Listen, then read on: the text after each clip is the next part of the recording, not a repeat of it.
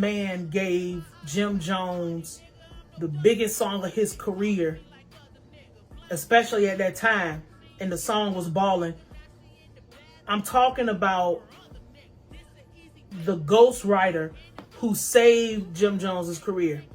Who is this person? His name is Stack Bundles.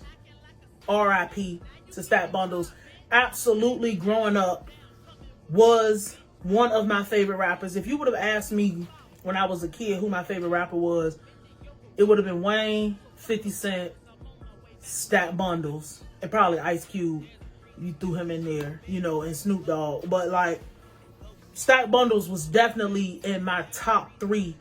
And to this day, still is, even after I have been dead for a very long time.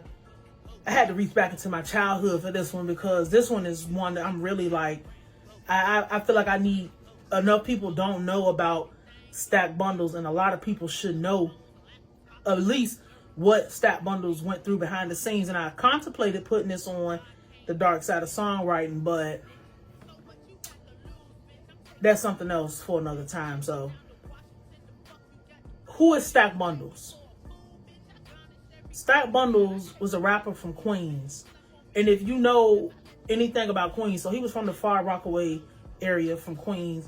And if you know anything about Queens, Far Rockaway is the worst, most impoverished, most terrible section of Queens. You know, Stack Bundles had this interview, I think it was with Angie Martinez a long time ago, where he talked about, you know, they didn't have nothing. They didn't have no ballers, no rappers, no nothing. He was Far Rockaway's hope. Absolutely 100% true. I don't know anybody else who came out of Far Rockaway aside from him. It might have been a few others, but like off the top of my mind, I don't know. So came out, was fucking with the Diplomats.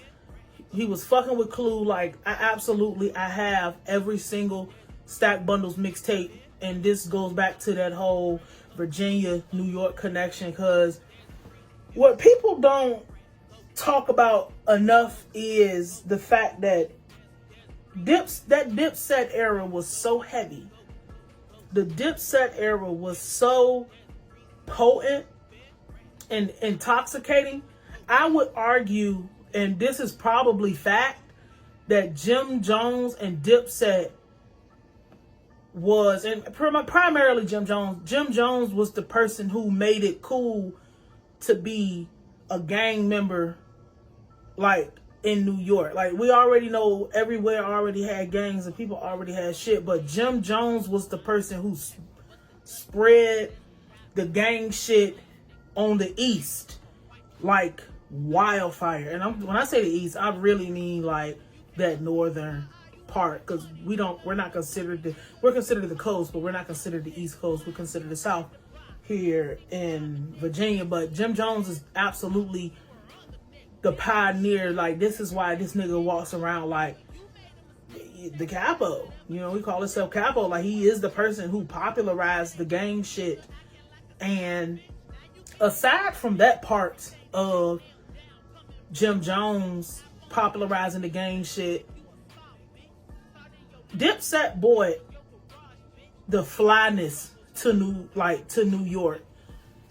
New York was never known, like, they had Mace, but when Dipset came, Dipset brought flyness to music. They was never known for, you know, like being super lyrical, super this. Like, the best rapper was Cameron. And when you go back and listen to it, I love Cameron, but my thing is, the impact was way harder than what the music was. Way harder. Like, how they hit how G Unit hit, they hit how 50 Cent hit, they hit how Atlanta hit, they hit how the West Coast hit, but the bomb that they let off when they hit was crazy. So it wasn't nothing, and especially with the soul samples and how they was doing their music at the time, you couldn't fuck with it. Everything they put out was scorching hot. Mixtapes, albums. I remember Joel Santana being my favorite rapper out of that group at one point in time when I was in middle school. It could have been early high school, but it was middle school. So I remember one time I found a CD in the street and it was all Dipset instrumentals. Like, I guess some rapper or something had walked through, but like, this is back. That's just to give you like the how hard the impact was with that. So Jim Jones, they were all big. So it's like, I can't even say one was bigger than the other, but this is about how Stack Bundles saved Jim Jones' career. So what ended up happening with Stack Bundles is Stack was trying to get a deal. Stack was trying to get on. Stack was trying to have the music career that he absolutely deserved. Like, I remember Stack Bundles doing Funk Flex. He did like 3 or 4 Funk Flex freestyles. He had beef with Ali Vegas. That's something else I ain't interested in really talking about. He used to hang out with Lamar Odom. Motherfucking Stack Bundles was with Fab. Stack Bundles got multiple songs with Joe Budden. Stack Bundles, everybody knew Stack Bundles. Stack Bundles had a song with Nicki Minaj. Stack Bundles was with French Montana and the Coke Boys. And the Coke Boys was, well, that wasn't the Coke Boys. It was the Riot Squad, which was Stack, Call 2 G's, Chinks Drugs, and Bino. And it's crazy because I think 3 of the 4 of those niggas is dead. But you know, my thing is Stack. Everybody knew Stack Bundles. Everybody knows Stack Bundles. If you know your Dipset, if you know your New York music history, you absolutely fucking know who Stack Bundles is. There wasn't a tape he wasn't on.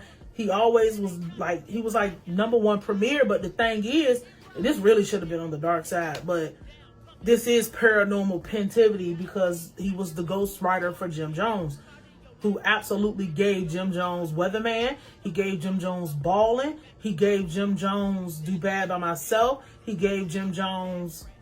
I have a list. I will have to pull the list up on my phone. I might pull it up. But Stack couldn't get no deal. And Stack actually has a song called... What's the name of the song? The song goes like... How does the song go? I can't remember the exact beginning lyrics, but he was like... He's standing next to his boss. Don't know that his boss doesn't know when his boss is in possession of a star. What do you do when your boss doesn't know what to do with you? He's a star standing next to the stars, but he just can't. It's called "Can't Go On This Way" by Stack Bundles. You can go look it up. But like, he talks about how Jim Jones didn't recognize that Stack was a star. Stack wasn't broke, but Stack was still in the streets. Stack didn't have his own apartment, and Stack was like, Jim, I need to get my shit so I can get my own apartment and shit. And Jim Jones was like, why you need your own apartment? Why don't you just come stay with me at my house? And Stack like, bro, I'm a grown fucking man. Like, why the fuck would I want to stay with another grown fucking man? You know what I'm saying? Jim Jones completely, now I can't even say enabled, completely disabled him. Wasn't treating him how he was supposed to get treated. Bullshit this. Stack still in the streets. Stack was still, and this is how Stack ended up getting killed. He gave Jim Jones Ballin', and Ballin' became the biggest motherfucking song, period, at a point in time, and it completely saved Jim Jones, because I wouldn't say Jim Jones was on his way out, but it's really hard to break out of New York and that market, because that's one of those arrogant marketplaces where you really can, if you can pop off in the Bronx, you really don't ever have to leave that New York area. You don't ever have to leave the North, because you can live very good if you could pop off in the Bronx, because the Bronx is the primary consumer. Obviously, Dipset is popping in the Bronx. They had hundreds of mixtapes and so many, like, they're known for this, they're known for that. But Stack had to play the back even after giving this motherfucker the greatest fucking hit of his fucking career. Biggest song of his fucking career, which turned into a whole lot. My thing is, once you have that one hit song, it turns into a whole lot of shit. Jim Jones is still rich. Jim Jones still got writers. And that's not really a big deal that Jim Jones has writers, because who gives a fuck if Jim Jones writes his music? Jim Jones is who he say he is. So and when you are who you say you are, and you really are gangster, it don't matter who write the music. Would you like your gangster? Your gangster. Would you like your favorite gangster rapper to write their music? Of course. But it doesn't really make too much of a difference when you are gangster and you have somebody else ghostwriting or somebody else gives you a song. Stack was writing for a lot of motherfuckers. It wasn't just Jim Jones. Fab. Stack was writing for a lot of motherfuckers, and you would have never known that because my thing is with me, I hear a motherfucker pen. I can hear when somebody does like I know people's work when I hear it. If you go back and listen to Stack Bundles' music, then you go back and listen to the Jim Jones's music, you can tell what songs Stack Bundles wrote for Jim Jones. Like, Ballin' is complete. Like, I would empty my motherfucking savings account to get the reference track that Stack Bundles made for Jim Jones, because that shit is just, that song it sounds like a Stack Bundles song, but ultimately Stack was never able to get on how he was supposed to. He was never given the chance. Jim Jones, through the career, down the drain. But just it's like the writing camp. It's like when you have an artist like that you know is possibly the best. He was the best, but he could be the biggest thing. You mismanaged him because you didn't want him to become bigger than you. Fuck what the motherfuckers telling you about. He was writing all this fucking music. He was doing this, and it's like he's a hit factory. Everything Stack said was fire, and it was real because that's just who he was. He ended up getting fucking shot in the head in his neighborhood and murdered because you, as the ghostwriter, spent all your time giving all your hits away. You didn't get no credit for it. You didn't get no money for it. You didn't get paid for it. But you fucking with a nigga who you think is gonna help you out, and you ultimately get murdered. And this motherfucker just goes and hire another ghostwriter. You know, I just felt it was necessary to talk about this. And if you are a ghostwriter or you do anything behind the scenes, let this be a warning to you that these people are vampires and parasites. They just want to take, looking at something on the floor, they just want to take what they can get from you. And they didn't give a fuck if you live or you die. This motherfucker said, I need somewhere to stay, and you say, come live with me. That's very crazy as a grown man. You know, but you just wanted a motherfucker there who could write your motherfucking music and do everything you say and make you look good and give you the whatever, because it was never a question of Jim Jones gangster, period. It has nothing to do with that. We talking about writing. We talking about a motherfucker saving your career that was on the way to the motherfucking toilet. I mean, how many